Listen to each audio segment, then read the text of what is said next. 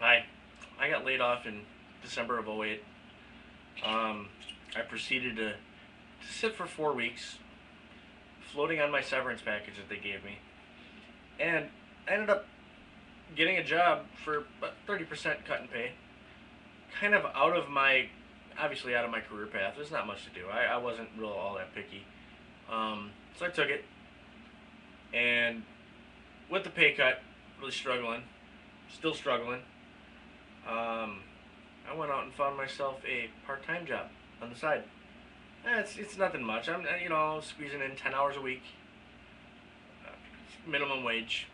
It helps a little bit, but I'm still struggling a little bit. I'm not back where I was. I'm not financially healthy. I'm getting by. Um, Tell you what, I never took a single week of unemployment. Um, and the current batch of people on unemployment, they're getting 2 years plus. I don't know if you remember during the Obama campaign, um, the promise of government accountability. And then the Democrats' promise of something you might remember called PAYGO, which was they promised that any new legislation, any new bills, anything we decide to do, any new programs, we will, before we pass it, have a way to fund it. And this extension to unemployment, the latest extension, is not funded. There's no money for it. There's no money anywhere for it. Now, you think the evil Republicans are trying to stop us from getting our money. Well, the Republicans don't have the headcount to really stop anything.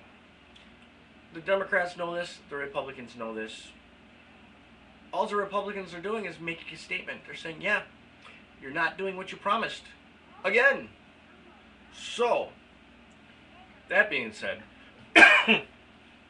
in January 2011, when the Bush tax cuts for the wealthy being those who sign paychecks to people like me and you, unless you're, of course, you get your checks from the government. Really, in 2011, when it's my turn to be on unemployment, when the economy flatlines, because let me tell you what the trend is. I know you guys are so smart. Your husband's an architect, and I don't know what you do. Who knows? You're so smart that you don't realize that businesses, corporations, people in the marketplace, buyers and sellers alike, are shoveling as much as they can from 2011 into 2010. It may not be everything. This isn't gloom and doom. This isn't like death to all. But they're shoveling as much as they can into 2011, and from 2011 to 2010, drying up 2011. Now it's not going to be, like I said, it's not going to be bone dry, but it's gonna.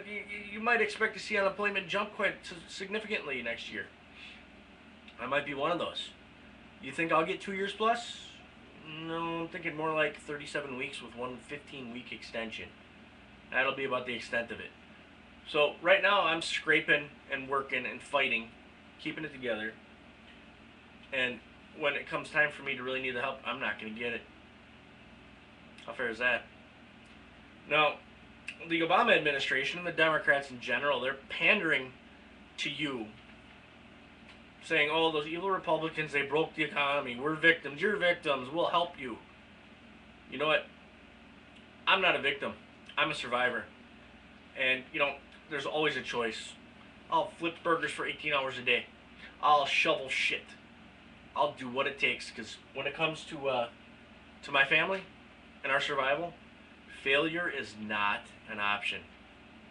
So when those unemployment benefits dry up, whatever situation you happen to be in, if you don't have something, anything, you have failed. You cannot fail. Because if you fail, that means the Democrats are going to have to help you more. If they help you more, they're going to mortgage more of the future for the present, which is doing nothing but hurting our children. I think that about sums it up.